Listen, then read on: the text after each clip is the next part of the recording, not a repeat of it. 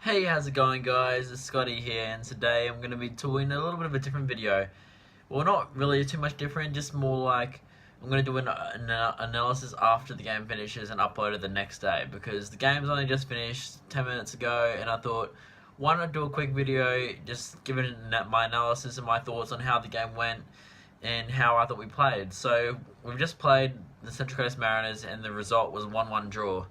And to be honest, we didn't play well. We played well in very, very small patches of the game. We started with the 3-4-3 formation, playing three defenders at the back, three centre backs, two wing backs, and then two centre mids, left forward, right forward, and a striker. And honestly, teams like Juventus or Italy, where they have strong defenders, can do it.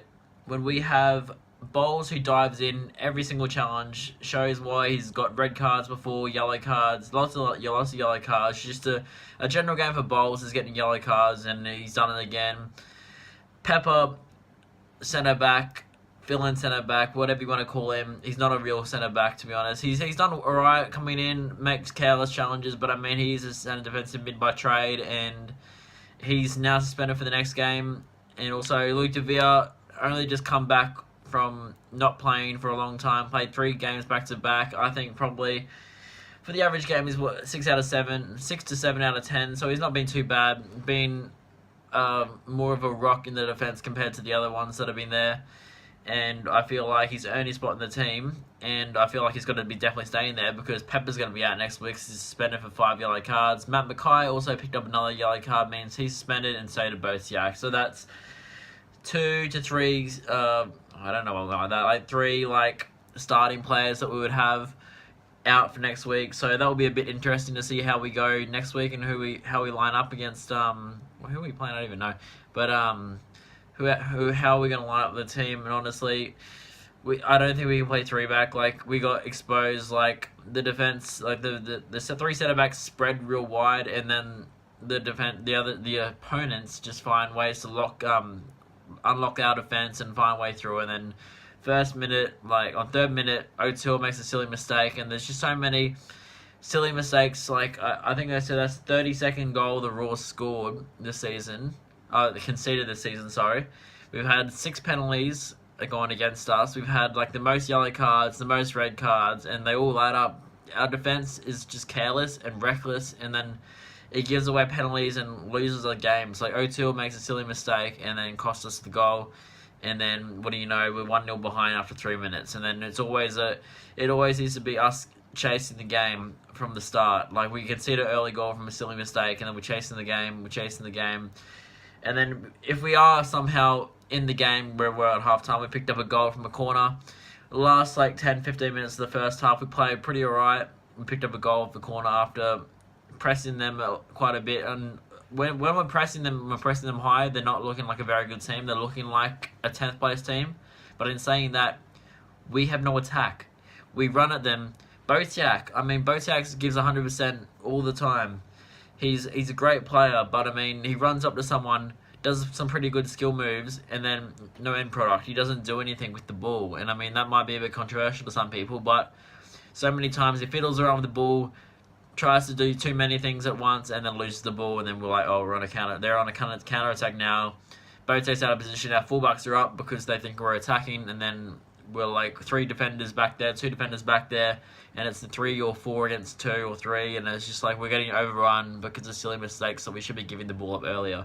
So, honestly, I feel like we played probably 15-20 minutes at most, good play most of the time. The Mariners, who are in 10th place, were actually bossing us for possession. I don't have the stats on me, but I mean, we hardly had the ball. Whenever we had the ball, we were making mistakes, giving them ball up, and it's just not very good for the Raw. I know we ended up getting a result. We got a 1-1 draw. I mean, for the performance that we did, a 1-1 draw away from home is not a bad result. We definitely didn't deserve to win it. We almost did at the end with Wenzel Halls coming on and having a good shot, but yeah, it wasn't a very good game. And so the team selection that we had this week, Henrique started. Henrique is 31, 32 years old. Definitely not the best that he used to be. Not as quick. Still slippery fish when he comes on, but exactly that, he comes on. starting the game, he doesn't have a very good impact. I know I said that the other week, and then he scored a goal and ended up getting us a result. I think. Oh no, we didn't get a result that match, but he scored a goal for us, and I was like left to bite my words there because I was just like, or bite my tongue. I mean, because he come on and scored, but Nick Meredith, I think it was, I think it was Nick Meredith, said he always is a fan of Henrique coming off the bench. Sorry. And I 100% agree with that because he comes on when the defense is tired and then hits them he's still slippery. He still can make some good runs and passes the ball around. 1-2s the defenders, slips in between players and then opens up chances for our rest of our team. If he doesn't do it, a chance opens up for somewhere else we can pass to. Off the bench, 100% Henrique is a lot better option. So it's hard to say what he's going to go with because Darren Davies has got a choice to make now. He could either bring in some young players like Daniel Leck, Shannon Brady, who've been playing well in the youth league. He can start dating him again because he didn't start this week.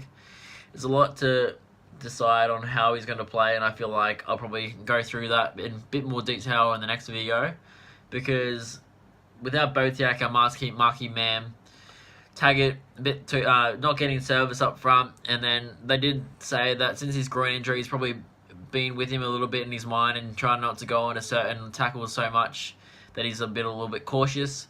I mean, he did hit the he did come into the A-League season with like a house on fire.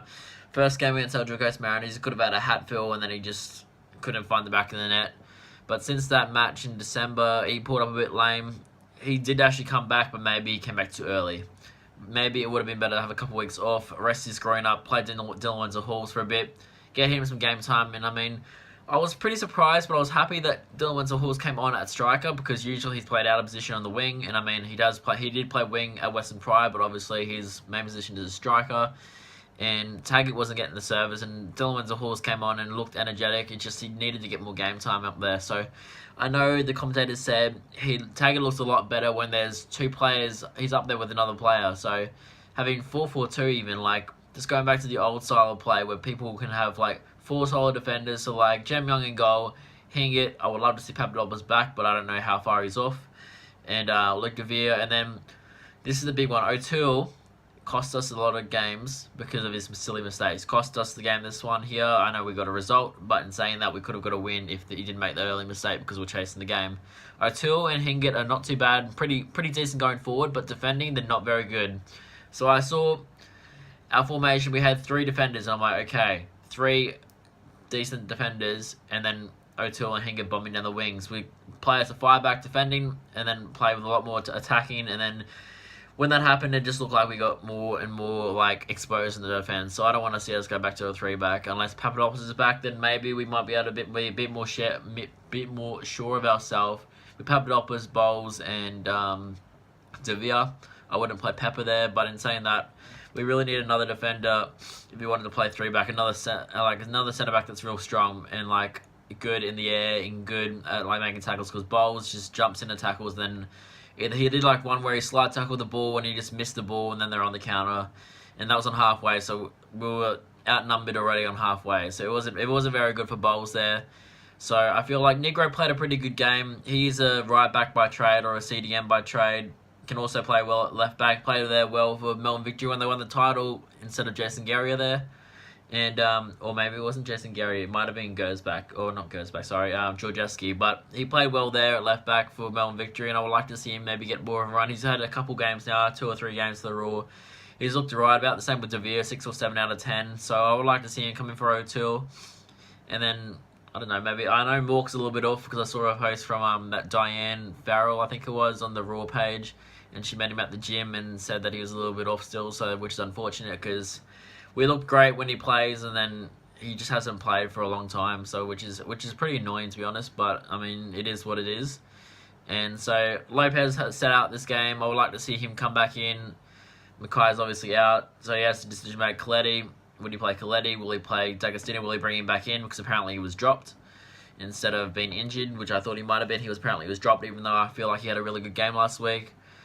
If he's going to play 4-4-2, you want to play 2 like box-to-box midfielders. So I feel like Christensen and or Coletti and Lopez probably would work with D'Agostino on the bench to bring on some energy. And then on the wings, I'll probably have Dane Ingham and who else would I have on the wing?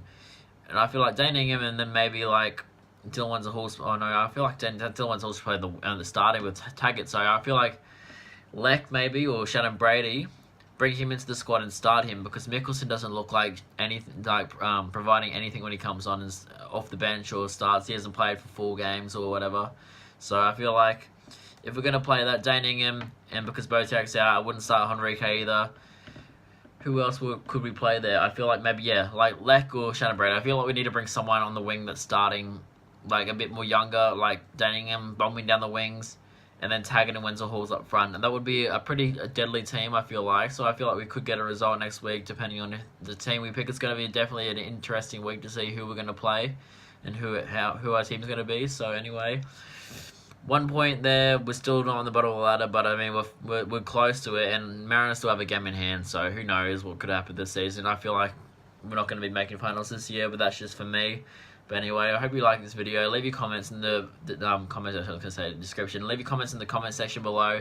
Let us know how you feel like we played and how we should move forward in this. And let me know, would you like me to see me do like videos where I have like topics and then do like 5-minute segments instead of like 25-minute videos, and then like upload them day after day after day instead of uploading them all at like one big video once a week? And I mean, I've already done one, and I'm planning to do another one on Thursday morning for you guys. It'll be uploaded. So yeah, so hope you like this video, and I'm out.